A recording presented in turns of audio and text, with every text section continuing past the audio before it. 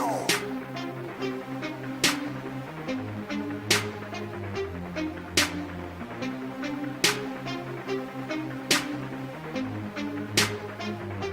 We're living in the Twilight Zone. We're living in the Twilight Zone.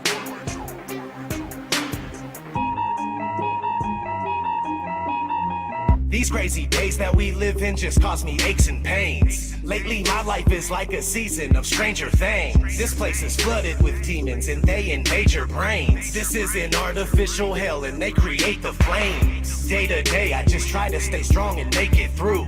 Wake people up from their slumber, that's what I came to do. Please don't believe what you see on TV and think it's true. It's all just targeted programming and it's aimed at you. It's everywhere, you're getting lied to and yet you barely care. People with common sense are now very rare. But the way that they brainwash you isn't very fair. They can shove that mind control programming up their derriere. I do not consent to the way they tailor society. Ain't no variety. Plus I really hate when they lie to me. I use music as a tool to release the anger inside of me. You don't know how fucking crazy it's driving me. That we're living in the Twilight Zone. They claim you have freedom but they don't honor it. The world is a prison and you're the occupant. We're living in the Twilight Zone. The government's useless and they're incompetent. And satanic pedophiles are prominent. We're living in the Twilight Zone. The things that you believe are the total opposite. And being called crazy is just a compliment. We're living in the Twilight Zone. It's ran by the New World Order conglomerate. But there's a storm coming and there's no stopping it. We're living in the Twilight Zone. I ask myself, why do I even bother? Cause people are just like sheep that are lining up for the slaughter. If they're killing rats with fluoride, then why is it in the water? They're using the news to fool us, divide us so they can conquer. The longer you stay asleep, then the longer I'm gonna scream at you. I can't believe you let them deceive you, it's inconceivable. I won't stop until you wake up and do what you need to do. This world is overran with an evil that is unspeakable. Most people don't know, so they just vote and pay taxes. The devil's hiding in the shadows and controlling their actions. And they think that the earth is a spinning globe on its axis. But I don't have any time to devote to this madness. I have nobody to relate to, so I ride alone. Just me and all these wild thoughts that are inside my dome. I feel like I don't belong here and I can't find my home. I'm tripping and I'm wishing it was different, but we're living in the Twilight Zone. They claim you have freedom, but they don't honor it. The world is a prison and you're the occupant. We're living in the Twilight Zone. The government's useless and they're incompetent. And satanic pedophiles are prominent. We're living in the Twilight Zone. The things that you believe are the total opposite. And being called crazy is just a compliment. We're living in the Twilight Zone. It's ran by the New World Order conglomerate. But there's a storm coming and there's no stopping it. We're living in the Twilight Zone. Twilight Zone. Twilight Zone. Twilight Zone. We're living in the Twilight Zone. Twilight Zone. Twilight Zone. Twilight Zone. We're living in the Twilight Zone.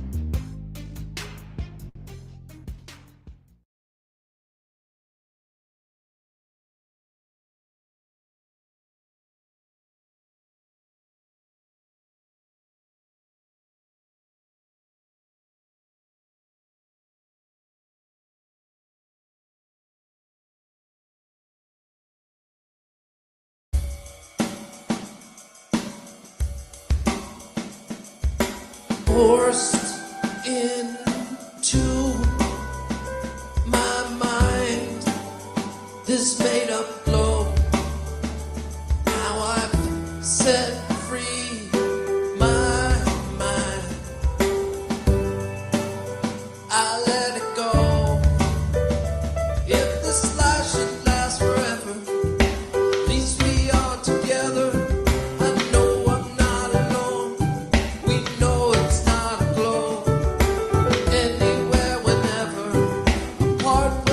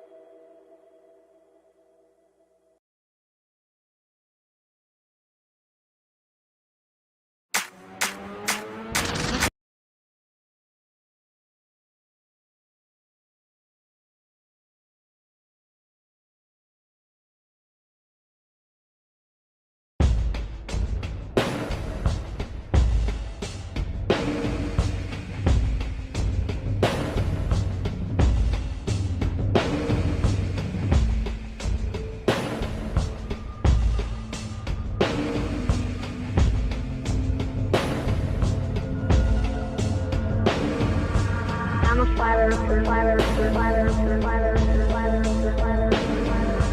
I'm a flat earther, flat earther, flat earther, flat earther, flat earther, flat earther.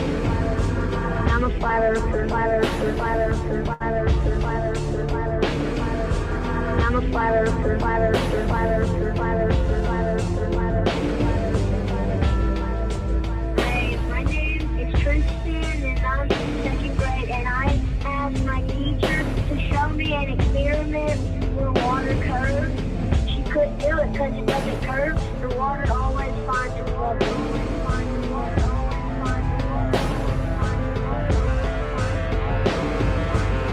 What'd your teacher do? She just didn't talk to me anymore. All she did was walk away. And I was like, what is this about? What? That's okay though. For being so young, you're very, very smart. That's fantastic. Yeah. So keep up the good work, man, and stay flat, okay? Okay, I'm a flat earther.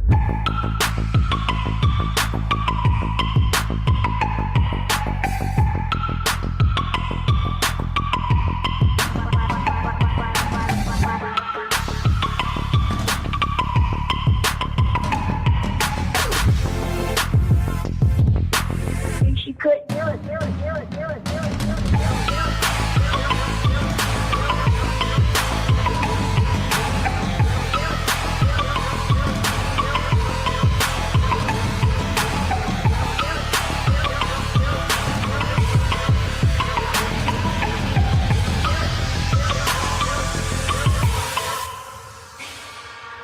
I'm a flat earther, flat earther, flat earther, flat earther, flat earther, flat earther.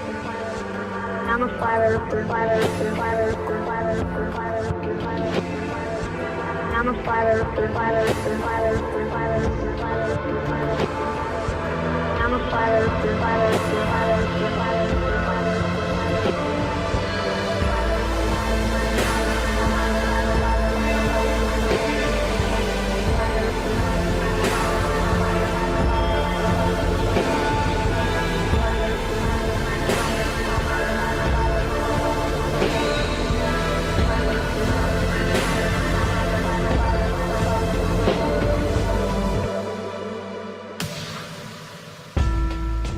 Hey, my name is Tristan and I'm in second grade and I asked my teacher to show me an experiment where water curves.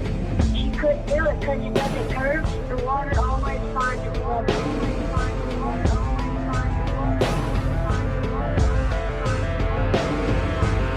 What'd your teacher do? She just didn't talk to me anymore. All she did was walk away. And I was like, what is this about? What? That's okay though. For being so young, you're very, very smart. That's fantastic. Yeah. So keep up the good work, man, and stay flat, okay? Okay, I'm a flat earther.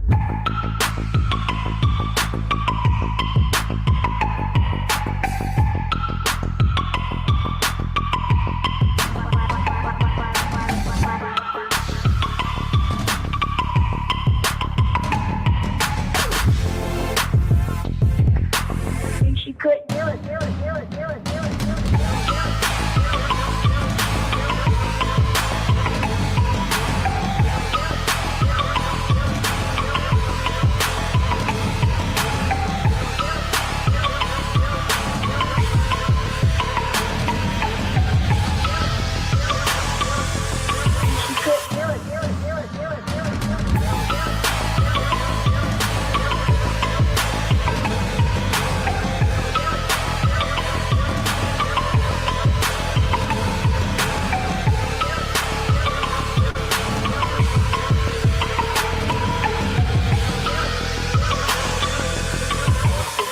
Up for sound bites. This is awesome.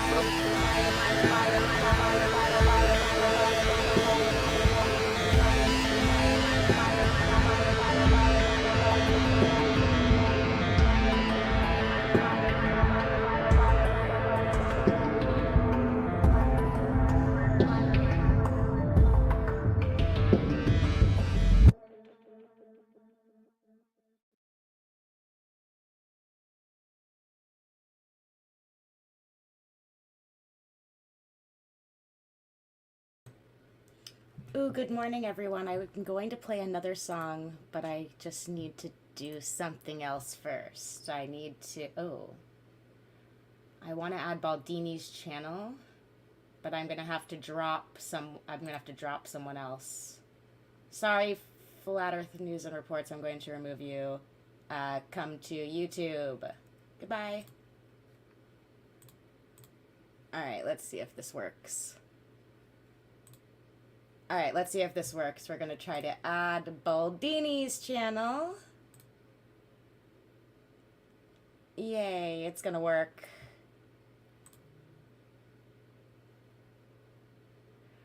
Alright, let's see if it's working. We want to go on Baldini's channel as well. So we are going to avoid confusion. Yay, it's working! Baldini, where are you? Okay, Baldini's coming. Hey everyone, this is awkward. I'm alone on Baldini's channel right now. And we're going to play a song until the show. So what song should we play? Let's go back to ODD. Oh wait, somebody's here! Maybe we are going to just add Karen to the stream. And so we're not going to start the... Karen, you're starting your voice. You're here. Am I? Yeah. But we're going to play another song until Baldini gets here, and then we're going to officially start the show. Okay, I'm a flat earther. I just played that one. I know. Okay. All right, let's do another Christian nap. How's that? Because his is a little bit shorter. And I feel like Baldini's going to be here any minute. Okay. What's up, everybody in chat? Christian Nap is the man. And everyone should actually... why isn't this working? Everyone needs to subscribe to Christian Nap. Oh, free Mac. Let's play this one. Cool. If they put back in a jail, would you wonder just what he did? He stuck up for his right to live and breathe, and didn't comply with some government shit. They use it fear to control us sheep. What people will believe is quite insane. But this guy's in jail for standing up for truth. Flat Earth Locker is his name. Oh, Flat Earth Locker is his name.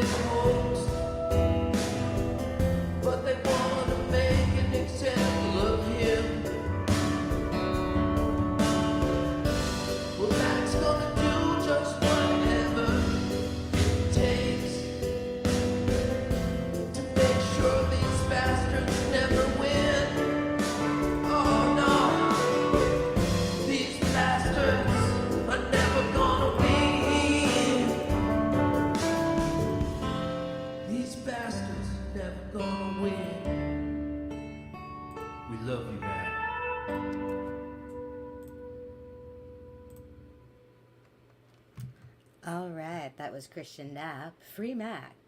Luckily, Mac is currently free as a living man standing up to fight against the craziness that is happening. And now we are going to begin the Poppycock Report.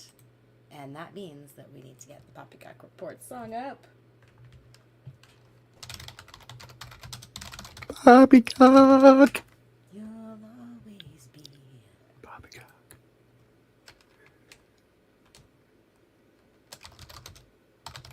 Poppycock. I hear typing. People like my Typing. Type. 1, 2, 3. What?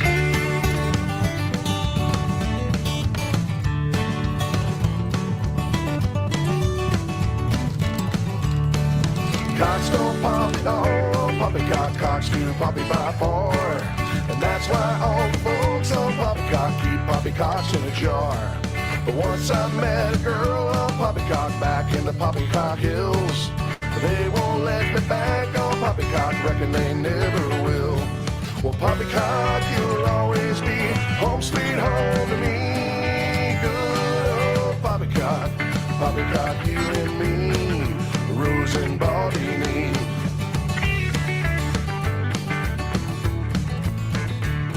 The earth don't spin at all on Poppycock, flatter than a hot roadkill. And beer don't stick to balls on Poppycock, reckon it never will. Once I met two folks on Poppycock, one bald, the other likes cats. She wild as a rosy, quicker than a satellite, no Poppycock about that. Well, Poppycock, you'll always be home sweet home to me. Good old Poppycock, Poppycock, you and me, Rose and Baldini. Take it, Trey.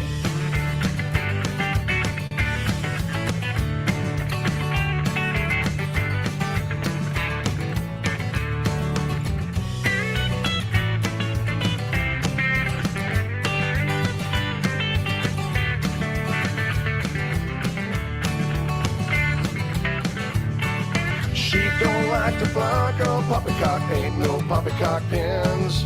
You might just find yourself on Poppycock, waking with a Poppycock kin. And Poppycock, you'll always be home sweet home to me. Good old Poppycock, Poppycock, you and me, Rose and Baldini. Why so freaking early? Poppycock, you and me.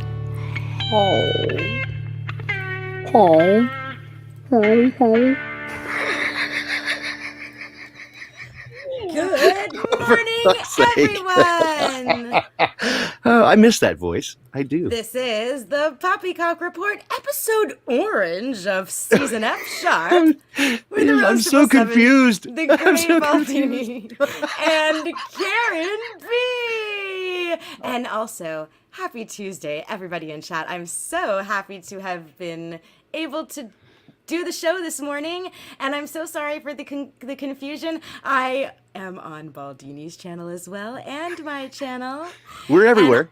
Yeah, we're everywhere. Good It's on satellite. morning, Baldini. Do you want to hear about the name of my show? Yeah, yes, I want to hear everything. I'm so confused. Okay, Baldini. Okay. Fuck the government. Okay. Fuck conformity. Yeah. And fuck the fucking fuckers. Fuck the I am going fuckers. to. I'm just done with all of this whole number system, and I just refuse to. You're not going to play their game anymore? I'm not playing these games anymore, and I Right. decided I really enjoy explaining the titles, and we ran out of numbers like a year ago, and so now I can just do my little secret encodings Oh, in it's any way secret. that I want. And so let's Is there alchemy talk- involved? Well, we all know about orange being the only color Color that that- breaks down to 33, 33, and it think does. about this inside, because you're a music guy, Baldini. Think Yeah. about this. F sharp is also G flat, and we like to keep it flat, and G is also the Freemasonic letter. So it's Yes, it is. all Freemasonry, Illuminati confirmed, I suppose. Well, what's really great is I used to always tell guitar players in jam sessions that they'd ask what key we were going to play in, and I'd say F flat. And you'd watch their eyes just like they'd go, what? And they wouldn't know what to do. Of course, that's E, That's which is E, the easiest key for any guitar player to play in, but they would get panicked when I'd say we were playing an F flat. They'd just go, oh, good Okay, stuff. when I was learning how to play the piano, one of my teachers who was teaching about chord progressions and things like that, the main simple one was C, F, G. And I'm wondering if with the guitar, if it's a little bit different, because I think of things always going like with D, but maybe that's because I'm a metalhead. D Well, minor? I don't CFG, know. that's just a 1-4-5 in that progression. So in D, you just have DGA. It'd be the same progression, just moved up. That's what transposition is. Shout out Mark Bloom. Shout out to Mark. Let's say hello to Karen B. Trey who's Clark. joining us this morning. Yeah. Hey, Karen, are you with us? Yes. Hey, good to hear. You were just being quiet back in the corner, and I. But Yeah. Trey Clark says E flat's the worst, unless you drop D, unless you drop E tuning or something, half step down. I don't know. E flat, yeah, that is the worst for guitar players. But yeah, you try to get trombone players to play in A flat. They love that too. What are you I'll doing just to me? throw out words like augmented, suspended, and Yeah, people will think I know what I'm Mixolydian. talking about. Yeah, that's. I always thought that was what you did with candy. You just mix a lid in. It's been medicated. And you get the Phrygian mode, right? And that's the girlfriend you don't want. It's a Phrygian mode. Anyway, Oh. I'm sorry. I'm just making more musician jokes. I was a tough crowd there at Solar Return. I told a few musician jokes, and some of the musicians got it. Well, did you, it may have been, see, this is the thing, you're being a keyboard warrior on your computer and talking smack about drummers, and then you realize that in person, Baldini, it doesn't exactly play out with the ball in your court because, the Well, the thing is, I energetic take on, exchange. as you heard at the Solar Return, I'll take on every position. Drummers are a unique breed. There's to be sure, because we always say, what do you call a guy who likes to hang out with musicians? A drummer. But they're definitely a unique breed. But all musicians are, and so jokes are funny. Truth, pain, comedy. It's all kind of goes together. And so, Sure. I got jokes about everybody. It's not just limited to drummers, but So you're like the My drill first husband was a sergeant. drummer. was he? Oh. Yeah. And so you agree with those jokes? You know about those jokes? Yes. I heard a lot of those jokes. You lived some of them too, didn't you? I knew what, yeah, I told you the one. How do you get a drummer to stop playing music? Give him sheet music. Sheet music, yeah. How do you know when a drummer's at your door? The knock speeds up. But how do you get him to leave your house? Right, pay him for the pizza. And this is the one that's really a smack. What's the difference between a drummer and a large pepperoni pizza? Large pepperoni pizza actually stands a chance of feeding a family of 4. So, ouch. Oh my gosh, there actually there was a clip that recently came out called like how a drummer knocks on doors. Did you Yes, see I it? saw that. Should we play it and then get into the poppycock? Yeah, if you don't think we're gonna get struck for it, so Oh, it's got 4 million views, so Yeah, it's that's- popular. Have you ever, either of you, lived with somebody who plays drums? yes. No, Okay. just dating. Remember, I but had a not band living. house. Popping everywhere, like randomly, you'll just be in a room and you'll hear. All the time. All But the time. you With know everything. I actually have a problem, Karen. I'm gonna give another confession. I like to play drums on my thighs, and I do it really hard and really loud, and I don't realize I'm doing it until someone like.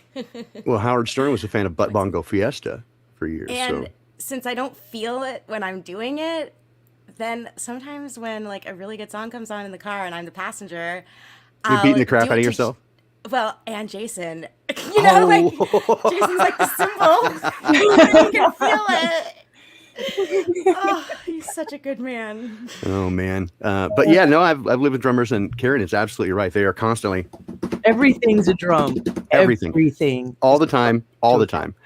And that's why they become drummers. Most of them, they just and like many of these things, right? You do it because there's nothing else you can do. You're just born to it, and you don't really have much of a choice. That's why we become poppycockers, I guess.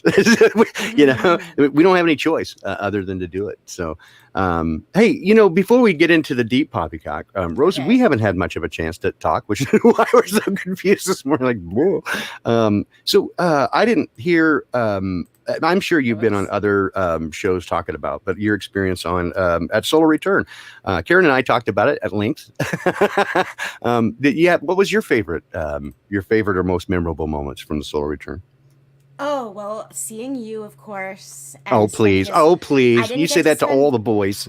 um no, Baldini. I really thought that our Denny's experience It at was 3 in the morning was so awesome. It was Just fun. spending time and having a meal together as best friends, and us like being physically able to at the same time, and just being in the same place. All of Yeah, the and just stars observing aligned. things together in real time. Yeah, that was fun with Jason. Yeah, even though what was around us was like, what the hell? Yeah, and just going through a regular human experience, like the fact that there was a wait, and then also like my weird psychosis, which you probably never even realized, of feeling bad for everyone that showed up after us and watching them as they reacted to being told at 3 a.m. that they had to wait 45 minutes to wait Right. at Denny's because there's only one waiter. Yeah. And that waiter was so unhappy. Oh my God. He was just so unhappy. Oh, Nachiketa, we'd yes. love to have you there as well. I would give a pretty penny to have Notch with us at a Denny's or even a Waffle House. I'd even go to a Waffle House. I know you weren't big on that, but to me, Waffle House is just it's not about the food. It's about the experience because there's no people watching like Waffle House at 3 a.m. in the South. It's Well, Denny's does have grilled salmon, which I think is a pretty healthy.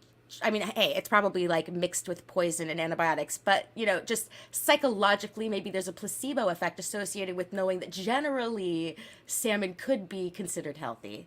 So I don't know, but I didn't even order that, and I. You know who has a I don't know what's great wrong with salmon? me. You know who has a great salmon? Like Who? surprisingly great salmon. Again, keep in mind, I'm here in the Pacific Northwest, and we have some of the fifth best seafood in the world, right? Past Tokyo and San Francisco, and then some other Asian places. We're fifth in the world for fresh, good seafood. We get some of the best. And so it's just shocking that even here, one of the best places to get a grilled salmon, Cheesecake Factory. Oh, Who knew, right? They interesting. their grilled salmon. They nail it every single time. My wife gets it almost every time we go there, and it's How do they season it? What's huh? It's just basic. It's just basic seeds, just some herbs and stuff, and it's you can get it a couple of different ways, but just the standard grilled salmon, it's perfectly done. Of course, I mean, yeah. keep in mind they have a seafood. They have seafood people in the back that's all they're doing is cooking the seafood, and so they have a seafood station. That's the way larger restaurants do it, but All it's right, really guys, solid. Karen, you always ask the best questions, but Hmm. this channel right now, in addition to banning face masks, we also unfortunately need to ban flavor. What? You said the word seasoning, and I'm healing from gastritis, and so that offends me and makes me very upset because I'm so dying for flavor. So we can't You we can't just talk put about any seasoning on your food because it's too harsh for You your can't. system. I can't have seasoning. I can't have anything. What that about tastes- salt? Can you have salt? Oh put yeah, salt on yeah. stuff, But yeah? it's just that I have an addiction to Imperio salsa, Oof. Yeah. and I That's haven't rough. had it for quite a bit. But I actually keep the chili lime salt next to my bed like a emotional security blanket. it's your whoopee. Oh my God. Hey, okay, here's a confession. I didn't realize until it didn't strike me until last night, and I thought, oh my God, I got to check that. And it was true. Okay, so the last couple of times I've joined people for streams, I joined Sunday I joined in addition to my streams, I joined Globebusters and Beth Martin's. And both of them were saying that my audio sounded really bad, right? Just like really low and kind of. Did. I was like, what the hell? You sound good to me. Okay, it sounds good now, right? But and I was like, I think it always happens that way with StreamYard. It's just kind of weird. But I was like, wait a minute. I think I remember something. And then when I logged in this morning, since this is through StreamYard this morning, I figured out what it was. And I was like, oh, for crying out loud. I can't believe I didn't think of it before. Okay, I discovered what it was. You know what it was? StreamYard somehow, instead of defaulting to the standard USB input that I use for my good microphone, which you're hearing right now, which makes me sound Like nice, in front of your nice and webcam. mellifluous, right? No, what it was doing was picking up from my camera that I use for noodle vision. Yeah. I knew And so it it. was halfway across the room. Oh my Being gosh. recorded, right? I've got the mic in front of me and I'm hearing it sound great, right? Because I'm listening to a direct monitor and I'm like, I don't know what you're saying. I don't know why it sounds bad. Maybe I guess it's just StreamYard. And it turns out that StreamYard had, because the way that it shows up in a list, it's higher in the list because alphabetically the camera than the USB because C comes before U. And it picked that up instead. And so I did 2 streams with a microphone halfway across the room. What platform That is do you so use? Use funny. PC? Or- Yeah, I've got both, but I use PC for my studio. Yeah. Yeah. I see. But- I only have Apple, so Yeah. I had to buy special software for my sound because the routing the sound on a Mac with with your built-in software is impossible. Yeah. And then to go get special software for it. But now I found some good software. It even has a soundboard. Oh, awesome. Yeah. Yeah. It's been such a hassle because everybody was, when I first started this adventure, people kept going, virtual audio cable, that's the way to do it. And I was like, oh, cool. So I downloaded the free version and it seemed to be okay. And I'm like, cool, I'll pay for the, the official paid version, right? Because I have multiple sources I wanted to route. And it's designed, it's good for that. And then as soon as I tried to plug everything in, I was having every kind of hassle. I couldn't even stream for a while. It was just the audio was going crazy. Well, as it turns out, and people were going, what is this? You're an audio guy, right? You should have this figured out. Well, it's because I'm an audio guy that all my stuff is professional tools. And that software is not made for anything professional tools, right? So because it runs in the background and is the way that it works. And it uses particular latches within primarily the PC system. It's primarily a PC thing. But it doesn't use what's called ASIO drivers. And ASIO drivers are these professional drivers made by Steinberg. And most pro audio gear uses that because it's very low latency and very high quality. And it said in the documentation, which of course I didn't read since before I bought it, the documentation explicitly says it doesn't work with ASIO. Oh dear. So you just gotta pay attention. RTFM is what we always say, which is read the manual. I say that. Yeah. So, RTFM. So again, while some people give me approbation and think I'm all smart and everything, no, I'm just I pay attention to stuff, but man, I make mistakes just like everybody else, and some dumb mistakes too. Because that's how I roll. Woohoo! Chris and Cammy on Crow. Yeah, man, that's I gotta check that out because I haven't had a chance to, but I'm familiar with the content, and of course, Cammy hit me to the tip before we even did the Globebusters thing. She showed me the material, and I was like, oh my god. Oh yeah, well, Cammy and Chris showed up to my house Sunday, and he brought his hydrogen alpha telescope and I looked at it. Yeah. Like and live. Sue I watched got him that do as it live well. and I recorded it with my phone and I was just blown away. I was like, oh my God. Isn't that crazy? Yes. And I mean, from the I don't first think kind of, most people understand like how big of a deal that is. You guys, this is freaking huge. I don't think people get it. Huge. I'm I've still called so many trying to people. absorb it. I'm still Yeah. trying to soak it in what this means, you guys, because something that we don't see in the sky with our physical eyeballs object. is exhibiting physical. properties. Yes. That's Yeah. fucking crazy. Karen, I did a breakdown on Facebook to basically create like a canned response because people are emailing me about the double sun. Mhm. And so I did a breakdown and I included all of the relevant links so anybody can copy and paste this post and share it if they want anyone they know to like understand exactly what's going on. So I can. So yeah, I won't be able to copy and paste it into the chat, but let me read it to you guys and you Yes. tell me if it's good, if there's anything that I should add or subtract from it, Yeah, or if yeah, I got something yeah. wrong. Okay. Crow captured the double sun in 2015 and didn't know what to make of it because he did not have as much experience with the sun as he did with the moon. He uploaded it and didn't think much of it. In 2018, Crow and Jason were discussing how to end the film Shoot the Moon and commenting on an old text attributed to Fulcanelli. Crow had an epiphany and realized that there must be something significant about the double sun. With the help of Wayne McCroy and Giancarlo, which is a pseudonym, episode 150 was put together on the subject. Shortly after, Chris Van Maitre contacted Crow because he also captured the double sun with the same hydrogen alpha telescope. Chris Van Maitre came to do episode 155 and they released a short video of their footage. Fast forward to 2021, Chris Van Maitre was hanging out with Bob and Cammy Nodell and we put him on the phone with Crow 777. Crow suggested they rotate a polarized filter in front of the telescope while capturing the anomaly. Zachary Zabala live streamed the event on his YouTube channel, Good Times for All. The experiment shows us that the sun we don't see with the human eye is a physical object with its own electromagnetic field. Rotating the filter created a Faraday effect over the sun we don't see with our eyes, which requires two fields to cross. It did not occur over the sun that we do see. Clearly the sun is not what we are told. Yesterday we released a members-only episode 306.5 with Chris and Cammy talking about this magnificent discovery with Crow.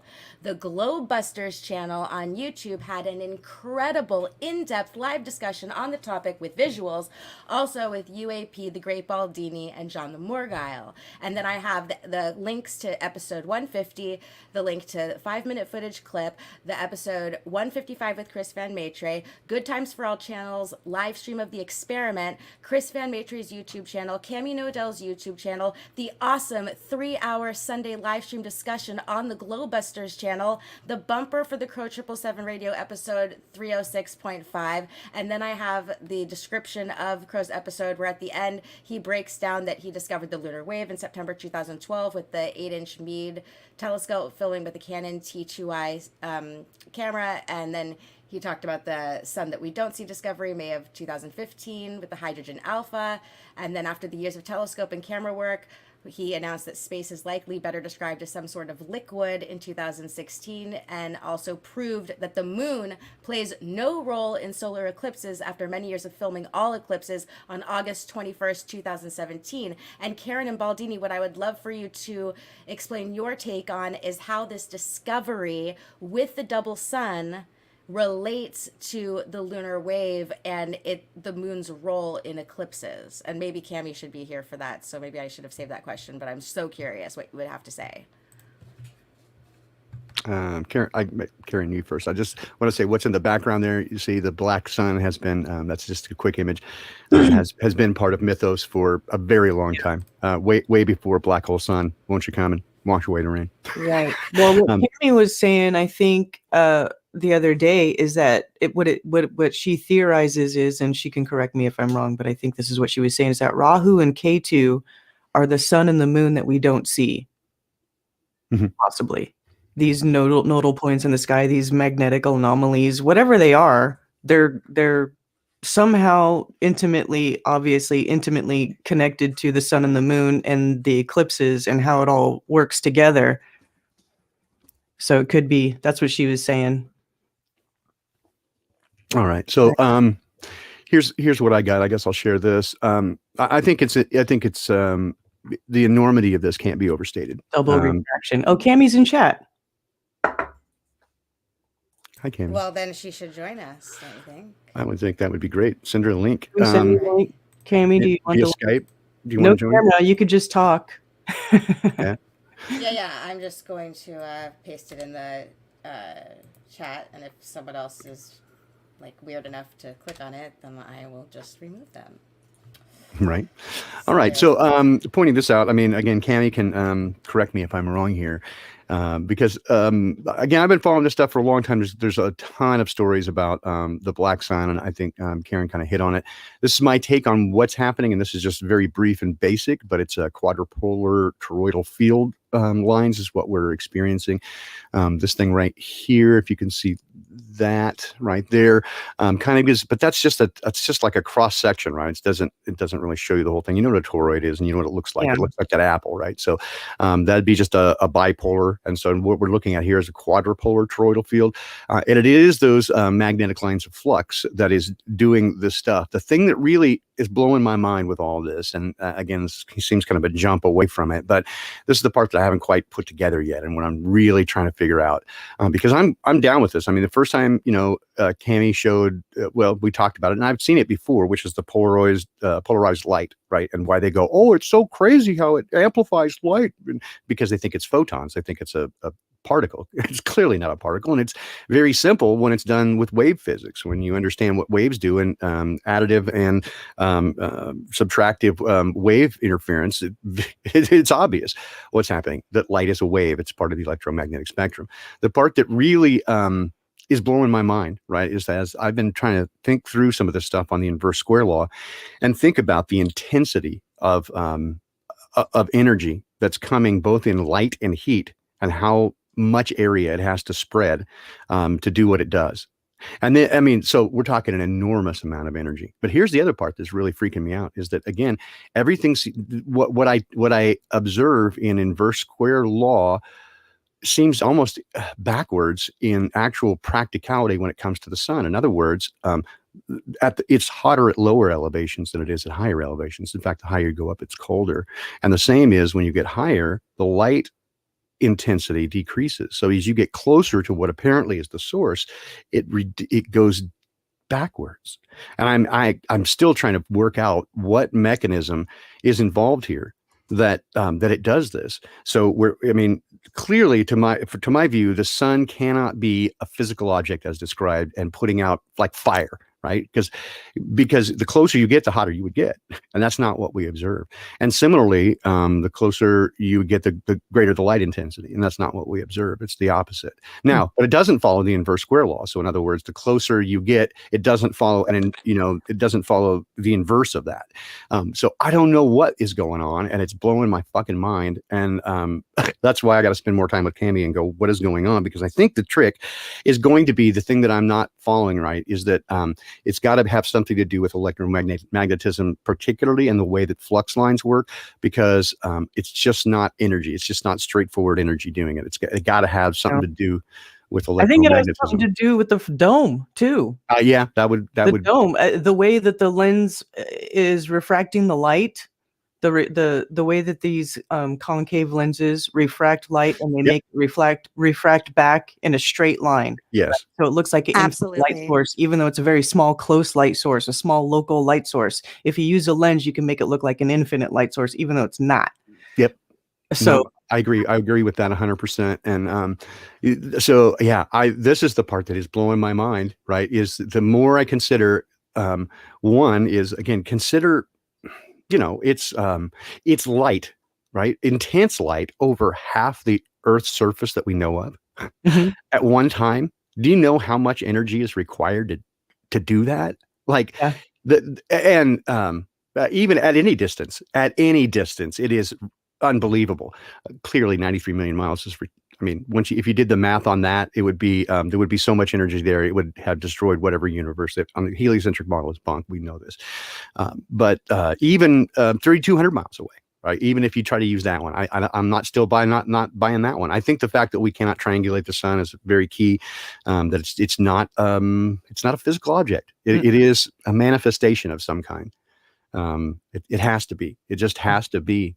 And yeah, I regret that I'm not smart enough just to jump on it and go, it's exactly this. But I know. I need to point something out here.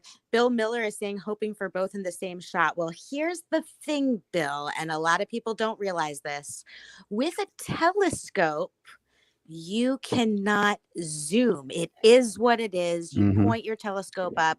So when you're seeing the moon in full frame, it's because of the size of the telescope that you're seeing that much of it. So they wouldn't be able to use that telescope to zoom out and fit both of the suns in the frame, which is so annoying. So my question also, Baldini and Karen, would be, maybe what if you use a smaller hydrogen alpha telescope so that it's not as zoomed in? And is that a thing? A wide field view perhaps. I mean, I don't know if there is such a thing. You'd have to you say, is there like a field view telescope that's designed for looking at a wide field? Or like an H alpha that was like half the focal length of the one Chris has. Right. Something like, I mean, something to that degree. Because I don't know. But yeah, I get what you're saying, that you want that, and that certainly would be super great. I just, as Rose said, it's the nature of the tools that we're working with. You can only see a certain field, and the focal length of the way that they're set to see things. And here's the thing about telescopes, right? Again, if you were to give this any thought, if the universe was as described, that all these luminaries were all at these crazy distances, you wouldn't be able to focus on any of them at a single focal length. And yet with telescopes are at a fixed focal length, such that everything that you look at is in the same field of vision, which tells us that they're all in the same place. Mm-hmm. Just saying. I know that I use the moon setting on my P900 with a solar filter to photograph the sun. Mm-hmm. The moon setting. That's interesting. Yeah. So, and then back to your question, Rose, about what has what does this what are the implications incurring? Let's see. First of all, you said the sun, the sun, the moon, and the eclipse. Yes, I think this is exactly what's occurring with the eclipse. It's these nodes, electromagnetic nodes, that exactly what eclipses are. That's nothing to do with any shadowing or interference. There's no occlusion happening in terms of a physical object, because I don't think they're physical objects. I don't even know if the moon is a freaking physical object at this point. I still think that the moon is involved with the eclipse of the sun somehow. It may not be how they say it is, but it could be electromagnetically. Yes. Okay, they're I've talked to interreacted. Crow about that, and he definitely agrees with you. And so that I should go back and fix what I wrote there. It doesn't prove that the moon plays no role. It's that it's just not what they say it is at all. It's not a rock. I definitely agree. It's not what they say it is. Yeah, everything is not as described. But I do think they interact with each other, right? Even with the moon's light. I don't think that the moon is necessarily reflecting the sun's light as described clearly, because you can clearly demonstrate that with just angles of incidence. However, Inverse square law. Those are the two major lights in the sky. I mean, how could they not be connected somehow? Right? Yeah, they're interacting, and so. Yes, and so they do seem to have interaction with each other and affect one another. It's just not again what it says it is. Where did Rose go? Okay, there you go. I saw our host leave, and I'm like, whoa, wait a minute. My computer actually died, and I joined for my phone, and now my computer's back up again. Oh, okay. Really slick. You guys didn't even notice. No, yeah, I saw it just bounce. But yes, this is fascinating stuff, and one reason why, again, I love this community so much is that we're after the answers, and we just don't go to wiki and go, oh, see, there it is, science, it's sciencey. Just don't take their bullshit lies, because they're clearly ad hoc explanation and bullshit lies. And this is fascinating stuff, and God bless you, Chris, for for doing it, and Cammie for jumping right on it and knowing to put the Polaroid filter on it, because that made it so clear. I mean, it's like, oh, okay, yeah, we see it. This is remarkable stuff, and I'd like to have tens of thousands of hours, even hundreds of hours, right, to work with this information. It's remarkable. Did Cammie, is she going to join us, or does she just want to chill this morning? I don't know. Cammie's not a morning person. I'm willing to assume that Cammie is thinking, fuck that. She's not. I already said what I had to say. What? go listen to Glowbusters and the Crow Show. Yeah. Oh, sorry. She says in the chat that, yeah, there you go. The EM field's crossing that causes the effect.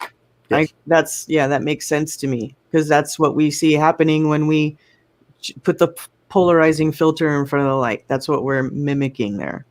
Here was another question that came up, and I thought it would be a curious thing to look at. Is there enough magnification in that hydrogen alpha that Chris put up, and can we tell with the polarizer? Can we tell if the second sun also displays sunspots, and if they're correlated at all with the one on the sun that we can see? Oh, that's an interesting point. because I'm not even sure what sunspots are. I mean, I'm not either. And I know they're there. I know they move around, right? there And haven't been very many sunspots lately either. There was okay, because I started doing the sun watching thing for a long time, right? Leading up to the eclipse in 2017, I took a ton of pictures of the sun, pictures and video, and there was a lot of sunspot activity in the year leading up to the eclipse. And then the week of the eclipse, the sun had all kinds of spots all over it. And I have a whole video about it. But after that, after the eclipse, sunspot activity went way, way, way, way down. And now there's only like one every once in a while that shows up right now. yeah, and is it possible that it's some sort of weird electromagnetic anomaly that's like a mini eclipse, right? Just like localized to one area, right? Just like the electromagnetic line blocks that spot or something. Yeah, Yeah, sunspots so are magnetic. Yeah, if I you agree. when I was doing the research about it, that's what they say. Like if they show up, they'll show up two, or one, or they'll have like one will be a positive and one will be a negative. I'm not Well, sure I guess how I'll have accurate to that is. ditch my theory because I thought that as above, so below, alchemically, maybe the sun was just detoxing and they were like little pimples. Oh, nice. Pop those pencils. Well, somebody mentioned "Wheel in the Sky" there, right? The old Journey song. But it is interesting that both the sun and the moon cartwheel. What we see of them is not a rotation, as they try to explain to us, of an orbital, globular body, but they cartwheel. They just turn. Yeah, they like a plate. spiral in and they go to the center and then they spiral back out. And that is not at all what they tell you they do. They tell you that sunspots aren't even supposed to happen in the middle of the sun. They tell you there's a sunspot region and it's like, a band on top and a band on the bottom of the sun. And that's just not what we see when you actually take like how do they even get away with saying that bullshit? I don't get it. Well, because they stand there and lie, and they just dare anybody to, to contravene them or countermand them. It's like, they're the ones sitting there with the lab coats on, and so they're like, nope. Look at what they've done with COVID, right? It's they stand there and lie to your face, and everything they say is demonstrable bullshit, and they just keep doubling down. It's true. They just lie, and then people just don't want to check. They don't fact check what they're told. Nobody looks at the data. And then they just go along with it. But if you look at the data, it's almost always 180 degrees out from what they're telling you. Yeah, or like 172. It's not exactly backwards, right? So because you would be too easy to flip it over. Right. So they got to make it a little they do convoluted. Put some truth in it, right? Yep. Because it has to ring true a little bit, or you wouldn't buy any of it. Yep. And then they can, that's the way they go. I've been watching them for a long time, and that's how they do. But this is a fascinating topic, and I think it will lead us closer to better understanding. Again, I don't know what the implications are ultimately, other than we know this, right? That we are in an electromagnetic realm for sure, that it is an enclosed realm of some kind, and that beyond that, it's weird. It's weird shit, and man. It's so motivating and inspiring and exciting because after everyone was talking about it a couple of years ago, I was like, okay, when is this going to move forward? Is it even possible? How could we even move forward when we're all these little ants down here on the ground? How are we ever going to figure out anything? And yes, even though it took a couple of years, two minds got together who cared, and then more minds adding to the equation with, first there was Crow and then Chris, and they're doing their experiments, and then Cammy has the polarized filter, and we just have to tell everyone about this because it really does open up the possibility to learn more. There is more to learn. Anything's possible because humans are amazing. There's lots to learn because lots has been hidden from us. Indeed. And that's one of the things that, I've mentioned recently is that coming to this place of, losing your your worldview, which is kind of discombobulating, to be sure, when your entire worldview gets shaken up. It'll confuse you. But when you come out the other side, the sense of wonder, the childlike wonder is like, what is this place? Right? It's like, it's truly magical. Mm-hmm. And I love that. I love that there's, if you can get the right attitude about it, right, and try to figure it out instead of just being depressed and disappointed that everybody's lied to you. There's that moment. But once you can get past that, man, it's phenomenal. It freaks me out, Baldini, that we're living in a magical place because growing up my whole life, I really, you know, I was a science lover, and it's just like it's That crazy magic 'cause is nonsense and science is real. Yeah. I It's, want to. I want to be. I'm a perfect example of someone that loved being told that there's an explanation for everything. This is the answer. This is how the world works. And so to be told that not only were we lied to, but that we don't know exactly what the fuck is going on. Oh my god! Fuck the fucking fuckers. No, we for don't know holding us anything. back. No, not only do we not know everything, we know nothing, and they're trying to hide that fact, right? And the things that are known, they are being kept from us. So, you know, I love it actually. I mean, I agree with you at the first moment of realization that it's the bullshit. You're like, what? Where am I? And you feel lost. But I bounced pretty quick after that and went, oh yeah, this is awesome. Mhm. This sense of wonder about where are we? What is this place? This Yeah. is awesome. I remember walking around outside in the woods and looking up at the sky, and I was like, dude, the fuck is this place? Yeah.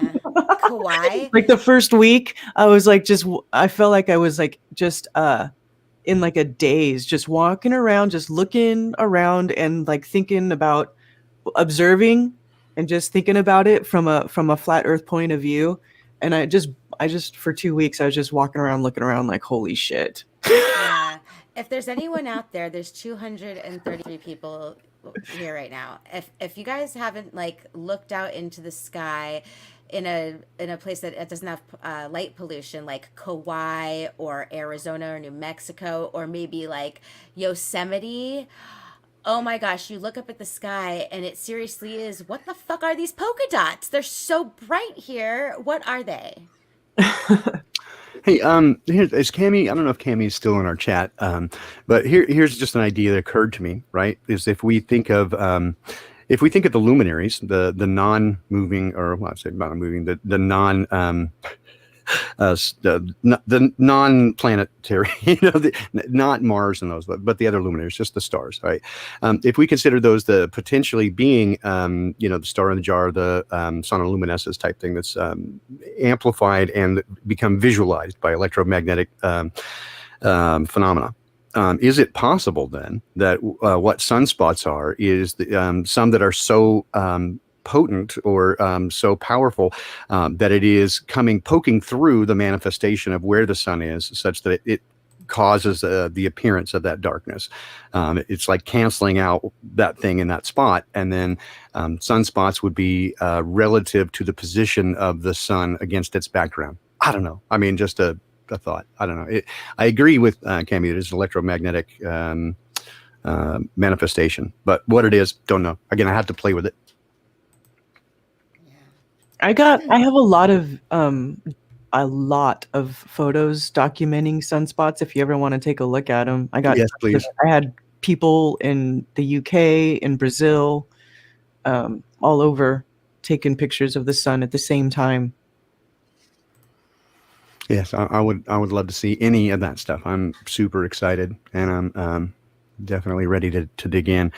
This sort of stuff just inspires me just to go, what is going on? Every time I see this sort of stuff and the like conversations that I'll have with Cammy about rocks and crystals, and try to put it together in my head with, again, the cymatics, right, and vibration and all this stuff. It's all related, and it's whirling around in my head, and yeah. Did you know that we recorded retrograde sunspot motion in the sunspots? Yes. What? Yes. More than once. There's a couple. What does that mean? What does that mean? What does that mean? It means the sunspots went the other way. Going backwards than they should go. Yeah.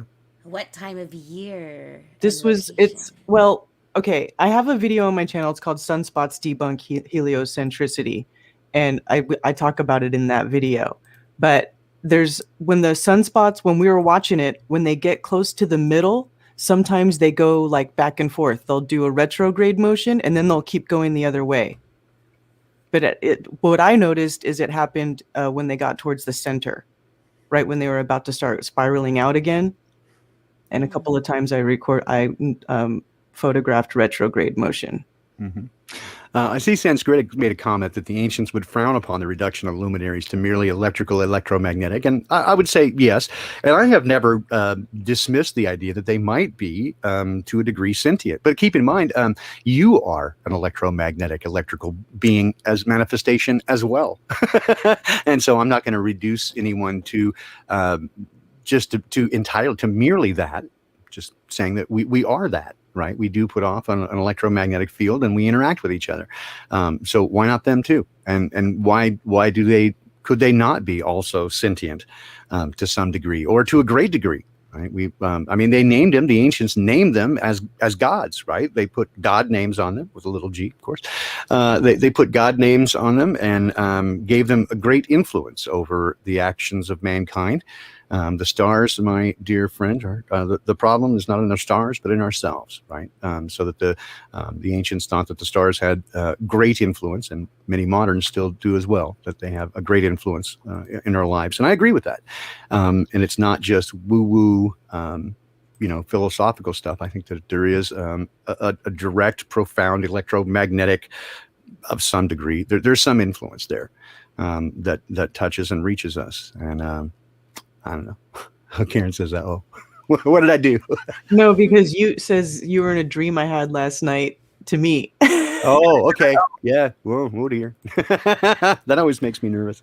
Do you guys want to get into some other poppycock, or should we stick on the luminary topic for the whole show?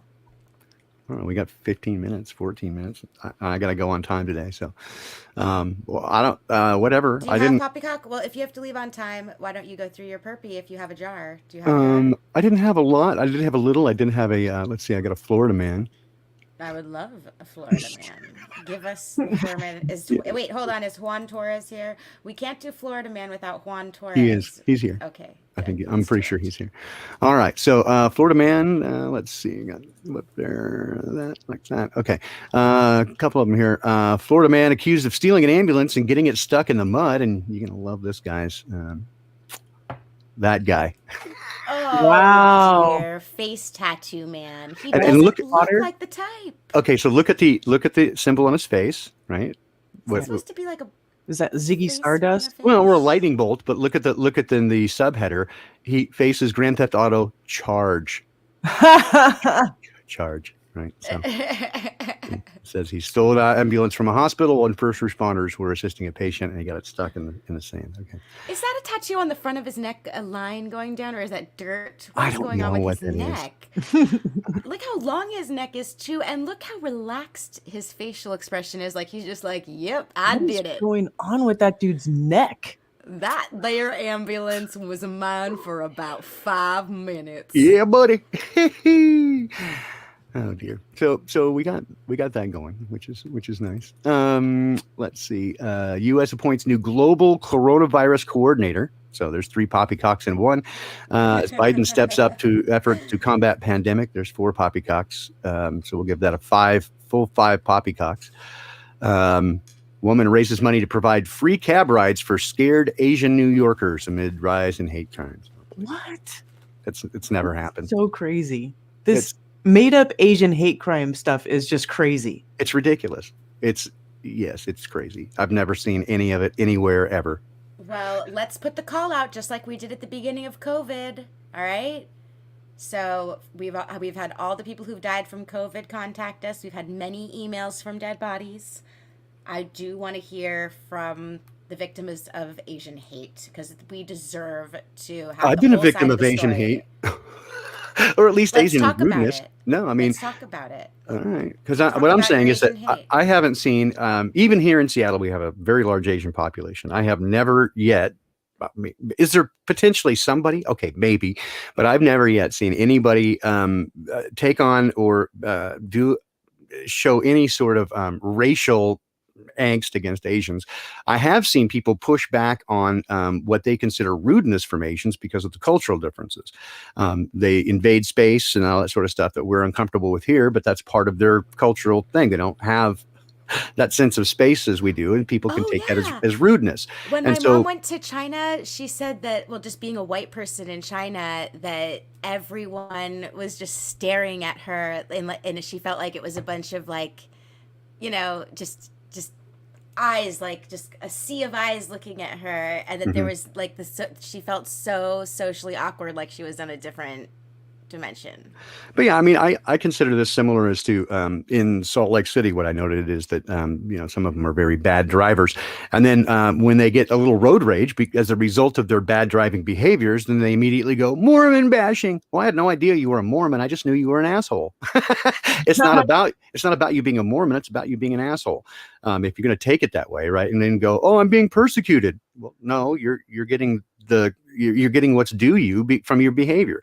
And again, I'm not saying that I'm not trying to put out there that I dislike Asians, because I'm just saying that there's a cultural conflict there, and that things sometimes won't get along, and some people are going to react badly for that. But I have never in my life, and I'm pretty old, I have never seen anywhere people overtly racist against Asians, with the exception of those who went through World War II and they still used the J word pretty regularly, because that's what they were filled with propaganda with during World War II. And so it just kind of stuck. And so even in the 1980s, I knew some people, who were World War II veterans who still, used the JAP. You would now say Jewish American Princess, but and then there's okay, when I was in nursing homes, a lot of nursing homes, and there was people that were Vietnam vets, they were throwing around so many derogatory slang terms like it was nothing around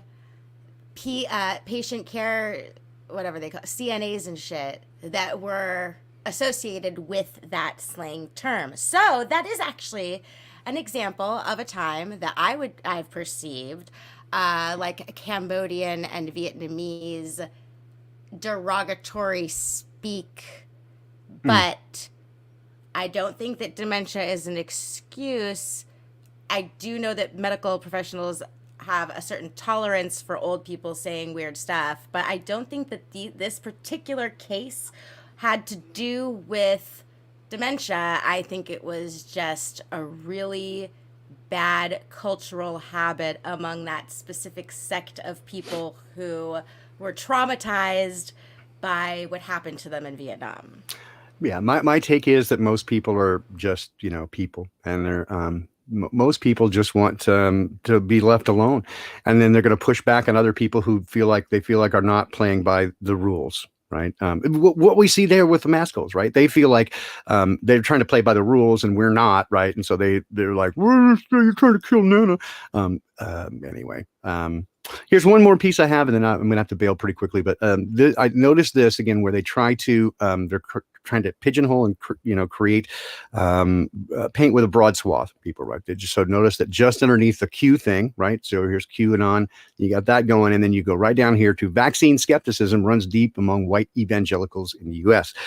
This is basically to get you to hate white evangelicals. It's those crazy people, and they're all QAnon, right? Like how they put that together. This is how they do. They try to pigeonhole people and group them into. The only ones doing group hatred is the mainstream.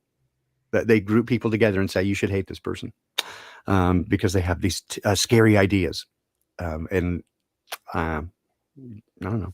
I don't have much to say on it other than keep your eye on it, because this is where we're headed. And you and me, friend, we're the target of that ultimately. We don't buy their bullshit, and we're public enemy number one because we don't buy their bullshit. Yep. So with that, I know it's just a little early. I have to run for reasons, but love you guys. Great to see you again, Rose. You sound so perky and happy, and I'm so delighted. It makes me just swoon to hear your happy voice. I love it.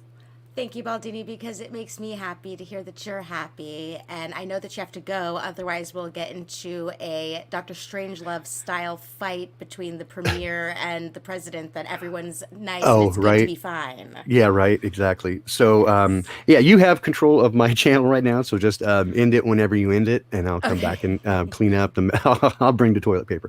But love you guys. Thanks so much. It was great spending time with you this weekend. And again, I apologize. I have to leave a little early, but I do have to go. All right. Well, have a wonderful day. Hey, take care, guys. I love you. Bye. Have a great day. Bye. Karen, do you want to stick around for a little bit? Sure.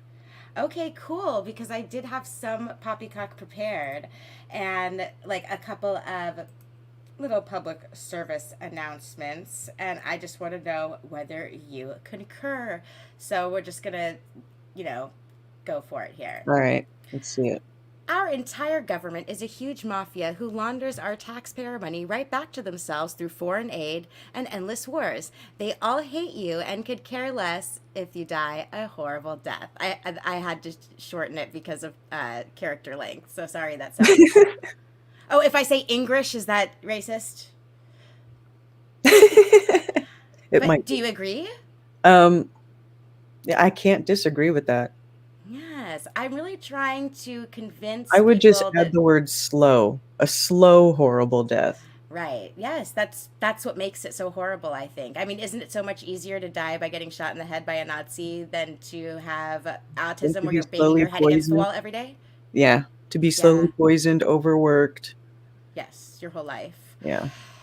So that's, I just wanted to make it clear because there are so many people that worship the government and think that these motherfuckers care about them because they're flashing their faces in front of them on a screen and they're smiling. It's like, that is evidence and proof of nothing. These people are actors and they're getting paid. And when you're getting paid, you have to do what your owners tell you. Anyway, I also saw that McMaster Children's Hospital reports a steady increase of youth in crisis since the pandemic began. The number of youth admitted for medical support after a suicide attempt has tripled. So we definitely saw Jeez. that coming. That's so terrible, man. And then also, if you just type in like Pfizer crime or criminal charges, it shows at the top by Google, they are putting this in front of everyone's faces, that Pfizer has been a habitual offender, persistently engaging in illegal and corrupt marketing practices, bribing physicians, and suppressing adverse trial results. So this Yeah. is common knowledge that they're absolutely admitting this to people. And so let me ask, we were talking about this with our chiropractor Karen, Jason and the chiropractor were talking about how a while ago they were blatantly admitting for a while that the vaccine does nothing except suppress symptoms, and it doesn't prevent you still are going to transmit the disease and you can still get the disease, quote unquote. We know all this shit's fake. Mhm. But now I guess they changed their story and they're saying that the vaccine just fixes everything and does everything. Is that true? Did you notice that shift? Yeah, I saw them starting to say stuff. Oh, people, yeah, have seen them saying stuff about the vaccine. They're just saying whatever. They're just making shit up. I'm sure there's no fucking proof for it. They're just saying whatever they want. Doesn't matter. They don't have to be held accountable. Smith-Mundt Act of 2012 made it legal for the media to propagandize people in the United States. So right there, that should tell you don't believe any fucking thing you read in the media about anything. Everyone in chat's being so funny. Like, I'm so happy that Waters Above is happy, that David is happy, that Rose is happy, that Baldini is happy. So Karen, are you happy? Yes, I'm happy. Oh, good. Okay. Sorry to put you on the spot. What a question to ask someone. No, I'm fucking miserable. No, I'm happy. It's cool. Well, see, here's the thing. We have control over our biofield, and we want to promote health and positivity for the people around us that we love. And that is separate from our frustration and dissatisfaction with the immoral ethical behavior of bad people in the world. We could be feeling those things at the same time, right? Yeah. I'm happy, but I'm not happy with behavior of other humans. Yeah.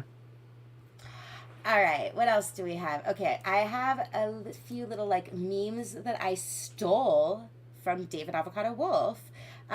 This isn't really poppycock, but I just thought it was so funny because I love my plants so much, and so it breaks my heart when they're personified like this. Oh my God. Is it the most depressing thing you've ever seen in your life? Did your heart just break? I'm so sorry. Let me change it. I'm so sorry to all the plants. I know. Makes me But they're feel really bad. helping us on the inside, and I think that they can feel our love, so it it makes up for it because we water them. So as long as they're getting what they need. So the news said that there's no evidence that vaccines are harmful, so I need to sign up for mine as soon as possible to do my part for the greater good of humanity. And yet there's all these books. I saw some bullshit propaganda ad from Google too, showing search terms for like family stuff, outside stuff, and then it shows the person deleting the word pandemic or COVID-19, and it's all help us get back to normal, get vaccinated so you can be with your family again. And I was like, man, if I could just get like 5 minutes alone with the motherfuckers who made this ad, I would drop kick their teeth in. I would smash their heads together. Curb stomp. Curb stomp. That's right. Say goodnight. Yeah. It and made me this so is a angry. good one. Yeah, I know. Look at this here. It is so true that for a year, everyone has been seeing this coming. We're like, all right, well, the masks are going to lead to the vaccine, and the vaccine is going to lead to the vaccination passport. And I don't know, people need to get their vaccine forgeries going on and get on the record that they're vaccinated before they like make it a microchip situation. Just mark my words. I'm saying the word microchip. People are going to act like no one's ever said the word microchip before. And then they're going to implement the microchip. Everyone's going to get it. Everyone's going to be talking about it, just like the vaccine passport. And then all of us talking about the microchip is going to be scrubbed from the internet, just like we're seeing with this vaccine bullshit. What do you think? Yeah. Why not? Yeah. Why not, right? And then what do we have here? Oh, we have a doctor here that says, what really breaks my heart about mandatory vaccination laws is that I have personally sat with thousands of families in my office and listened to their heart-wrenching stories of how their child suffered severe vaccine side effects, many thousands temporarily or permanently harmed. And in my 20 years of pediatric practice, I have never once seen a child seriously harmed by a vaccine-targeted infection. Oh, sure, I've seen kids get sick, and they all get better. And this isn't a practice where most of my patients don't vaccinate or don't anymore after one child suffers. So if anyone should be seeing kids getting harmed from infections, it should be me, right? But not even one. Absolutely.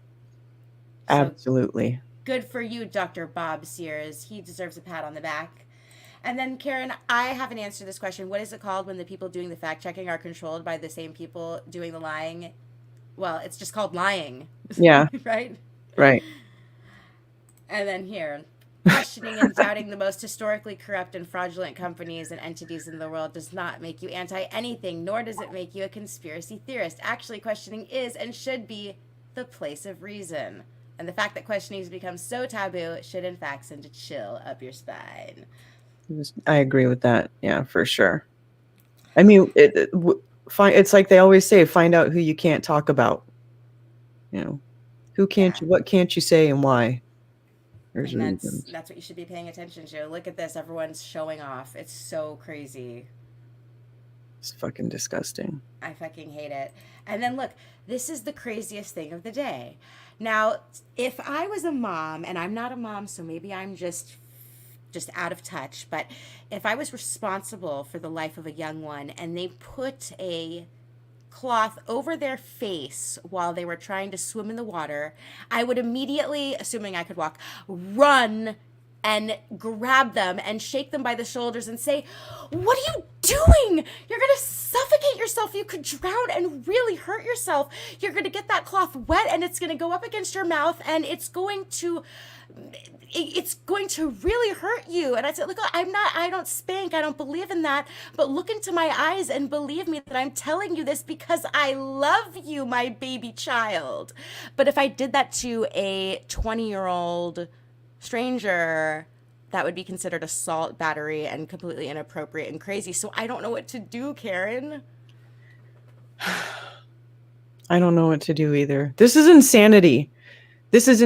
Look at the ridiculous things that they're making people do. Like, I am really starting to agree with these people who are saying that a lot of these people are going to be dead in a year because of all the things that they're doing to themselves. They are doing absolutely everything that is contrary to promoting health.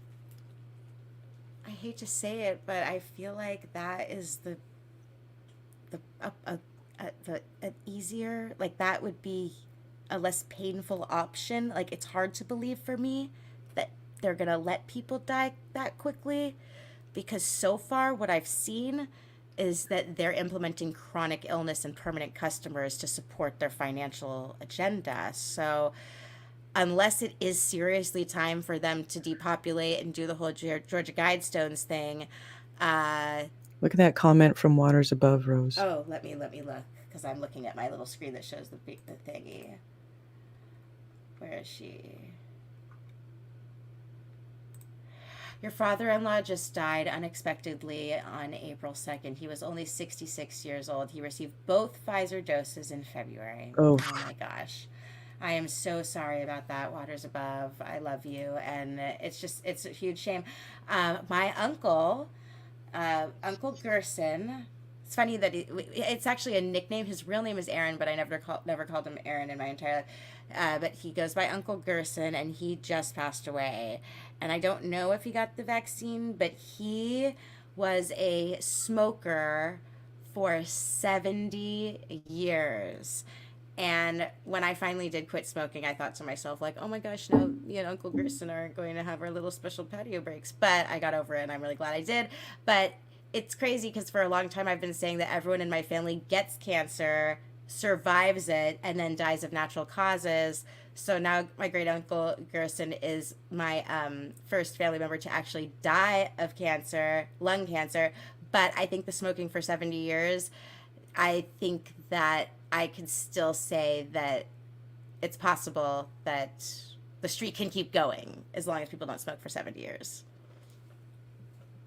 Yeah.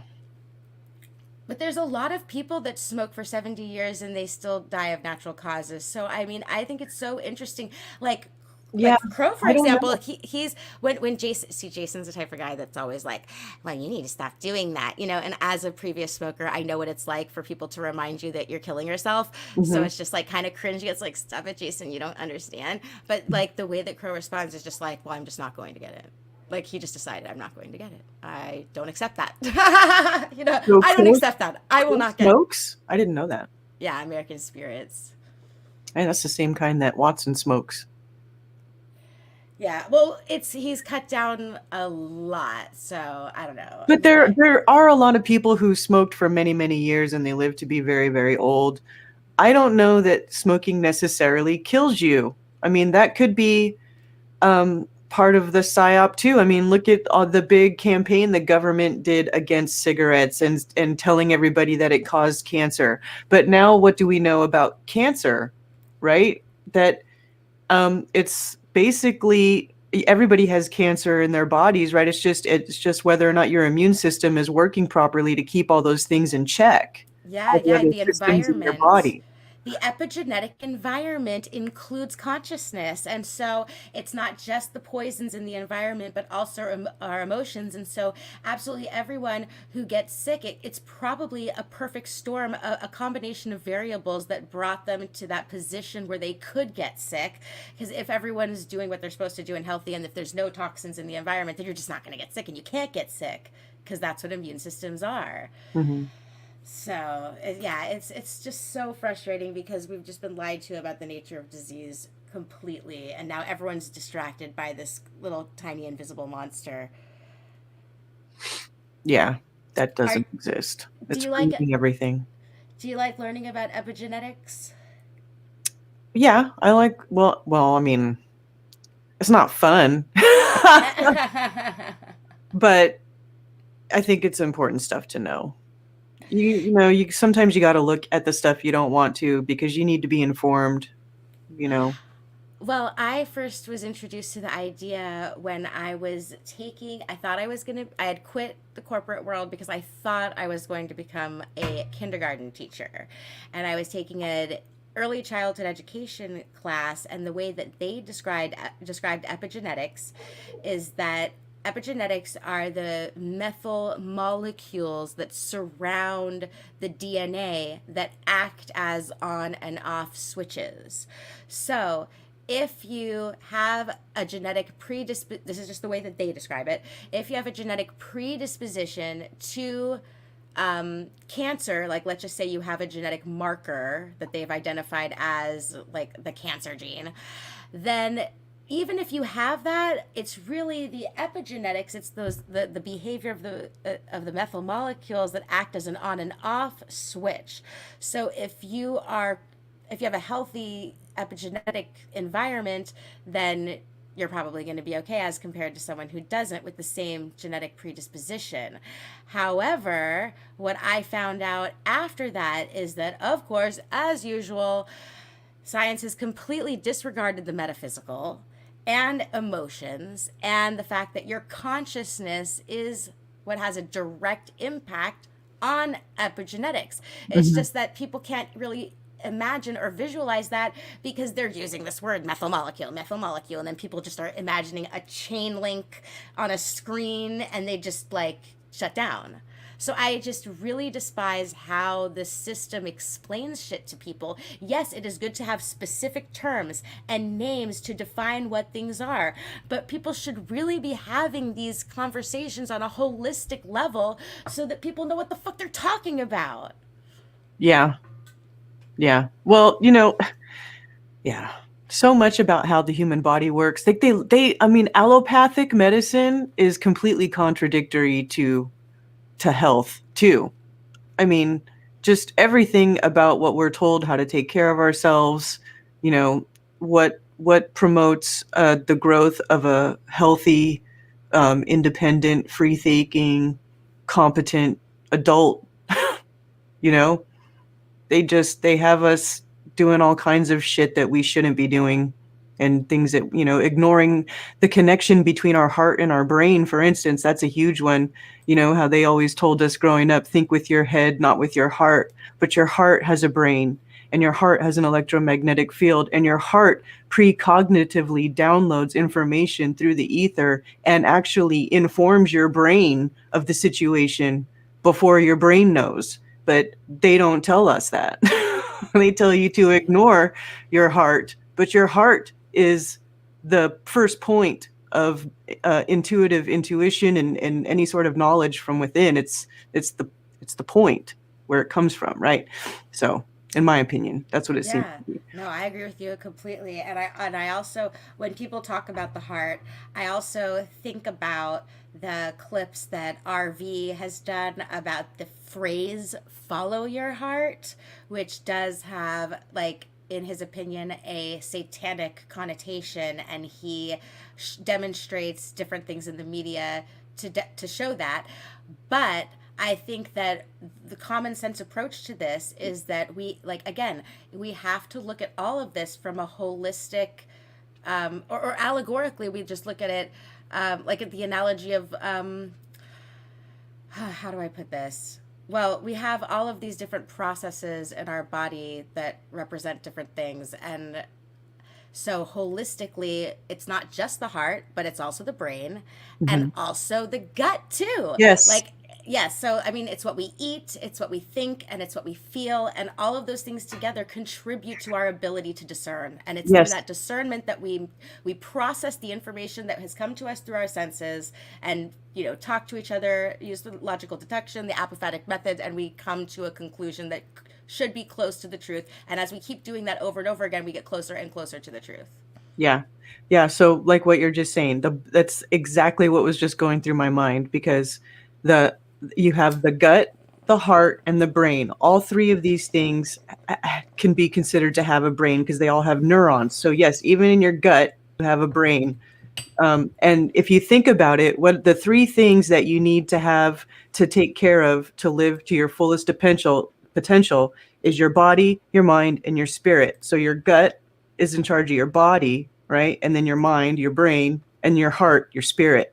So all three of these things have a brain. All three of these things work together. All three of these things are like, you know, they're in your core. They're even, all of these things are even located in your center, your light center, the center of your body, right?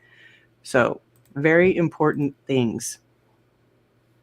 Yeah, I was just highlighting a comment about how children are being born with these things because of the impact on a generational level. And I've always thought about that. Have we done permanent damage to a few generations? So my question is, if that's the case, it really sucks and it's hard to accept, but how many generations will it take to try and start moving humanity in a better direction where people don't have to suffer so much and people can cultivate, like, I know that here, okay, sorry to change the subject on myself, Karen, but what do you think of the phrase life is hard? This whole idea that life is supposed to be hard and that life is supposed to kind of suck for everyone. Do you think that's a hoax? Do you have a vision? Do you have an imagination that allows you to perceive that it's possible and feasible that we could live in a place where all of us can, like, be chill and okay and Yeah, I it don't does think not life suck? has to be hard. That's one Yeah. of those spells. That's Yeah, one of those man. spells that they have everybody say, "Oh yeah, well life is hard," and then they got you telling your children life is hard, right? Yeah, But space it is shouldn't be hard, like that. not life. Life does not have to be hard, and that's No, why we need each other. We can't fall for this crap. no. And children shouldn't be stressed out. They shouldn't be stressed out and made to be felt miserable. They should be nurtured and given the chance to explore and be free and figure stuff out. Yeah. Have you heard about any more people that are putting together networks for children to interact with each other from families that get it? Like whether it's educational or just purely social. I know that No, Peggy but we Hall had need something that. going on. I need that.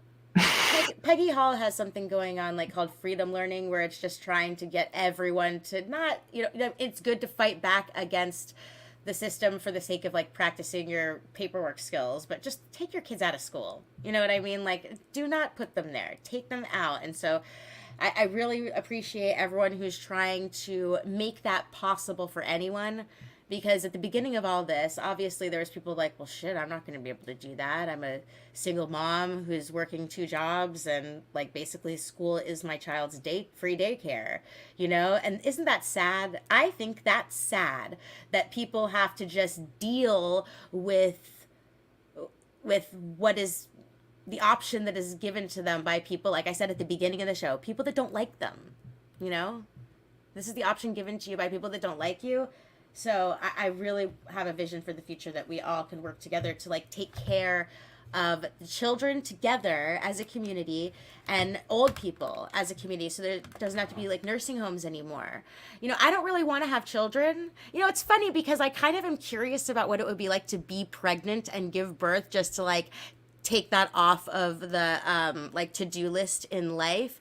Mhm. But I don't really want to, like, deal with the newborn thing, and it probably has to do with the fact that it just seems like too much more than I can handle, because I have a hard time taking care of myself to begin with. But I love the idea, like, if my whole neighborhood was just filled with all of us people that I'm friends with, I would just love, like, temporarily, maybe once a week, twice a week, or whenever I feel like it, hanging out with the kids and helping take care of the kids, like you might see on a kibbutz or in a tribal setting. Yeah. Yes. I agree. That would be great, because we have so many smart people too. We could totally teach our children Yeah. way more sufficiently than the public education system. Like, think about the Native Americans. Can you imagine them, like, making their kids go to, like, a square room with, like, paper and pen at a desk and just, like, tell them to regurgitate information and then give them an A? Like, that doesn't make any sense. That's, like, literally retarded. They don't need school. They're just living life and becoming self-sufficient. Being self-sufficient is the only education one needs, right? Mm-hmm. Implementing real things that you need in life. So, Well, it depends how you want to live your life.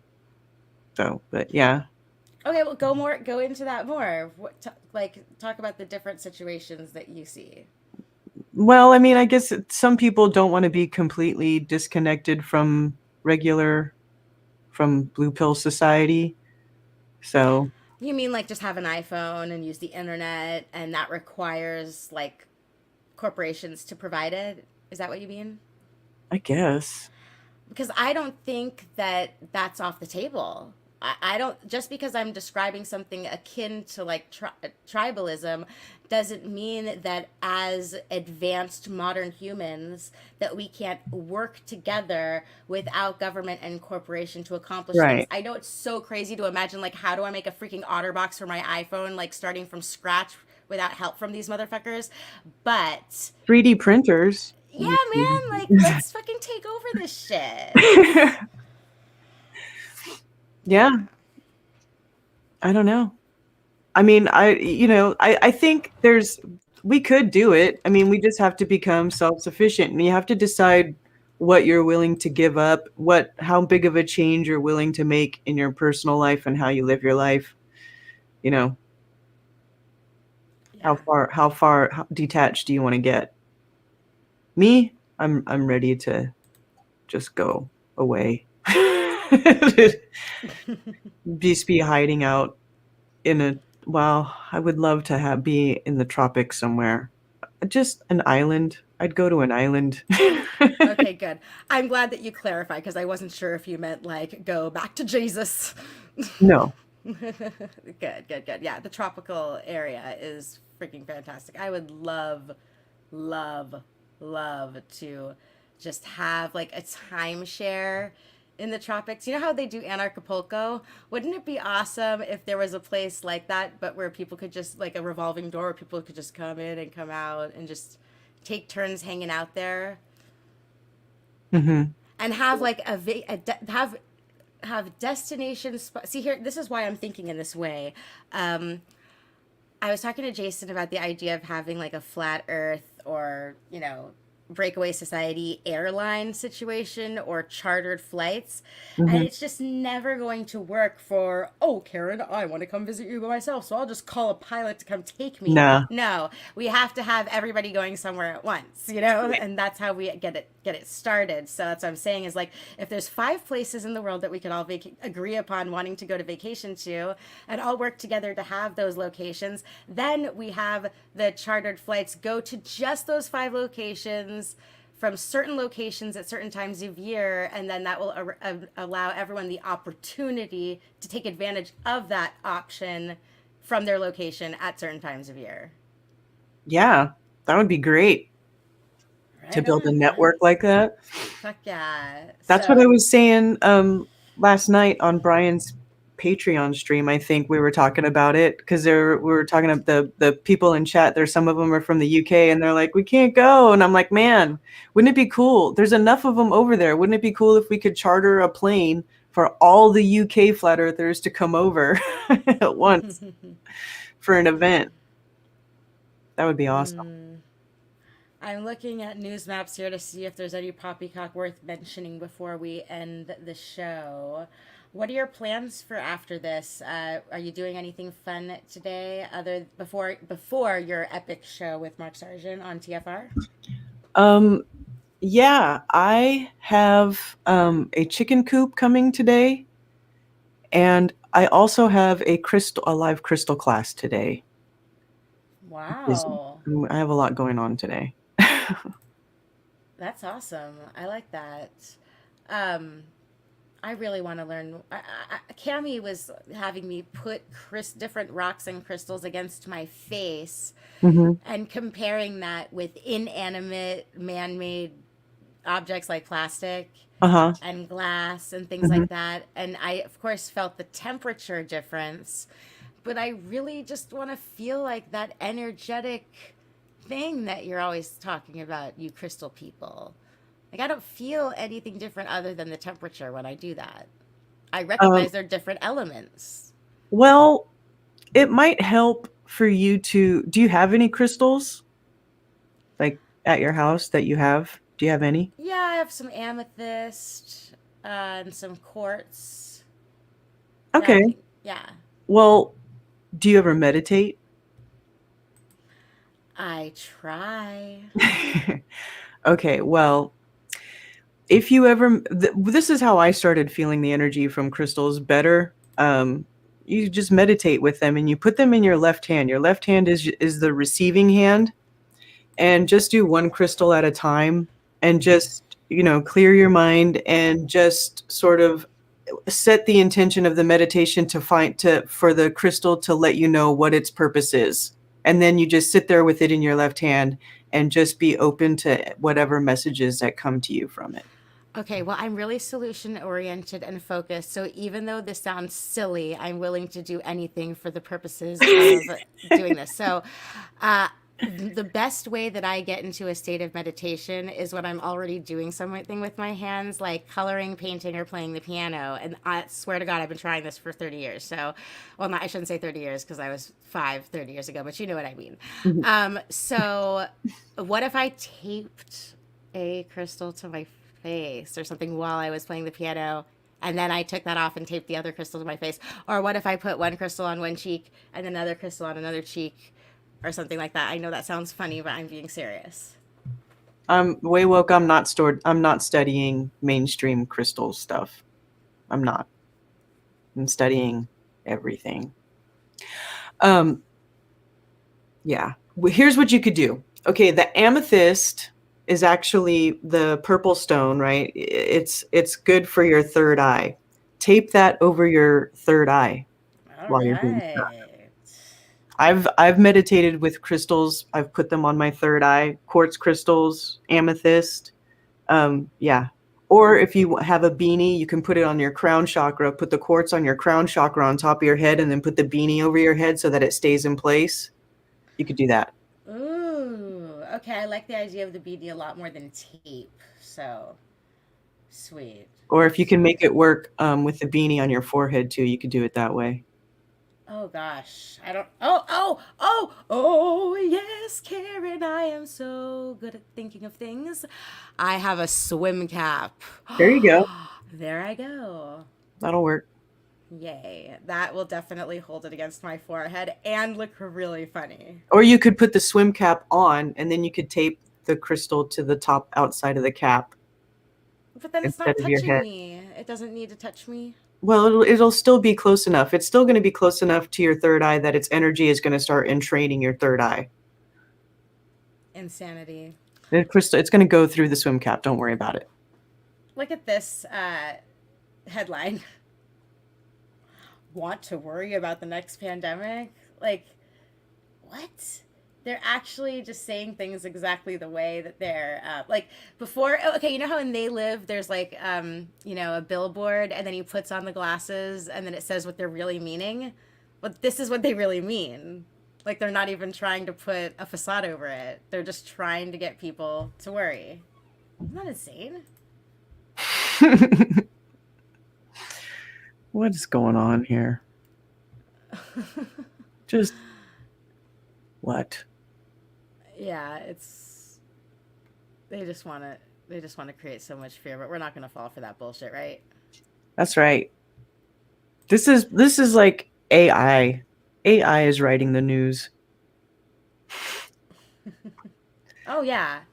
Yeah, I really do think that there's people sitting in a boardroom and trying to discuss their options with algorithms in order to generate the most profitable data collection response. So they're trying to figure out how even to get information out of us, which is really frustrating because it's like I might just be like looking at an ad for probiotics and not realize that I'm like giving away my data as a person who cares about my health makes me a freaking truther. Like, I saw a Twitter status saying that like having an immune system is like a right-wing opinion now. Which I'm like, what is going on in the news? I don't watch it, but what the fuck are they talking about these days? No freaking idea. Well, I think that what I would like to do after this is stream episode 120 of Pro 777 Radio to Facebook, and DLive and Twitch. Unless someone else is going to go live or do something. Do you know of anything? I don't. All right. Well, I think I'm going to do that. So I'm just going to set that up and go live again to share links. And that's it for the Poppycock report today. Any closing thoughts? Fuck the fucking fuckers. Fuck the fucking fuckers. And if y'all And are around later, come join me for Strange World with Mark Sargent at 10 p.m. Eastern. 10 p.m. Eastern. Right on. And that does it for the Poppycock Report, episode Orange of season F sharp. We'll see you next time, my friends. And cheers.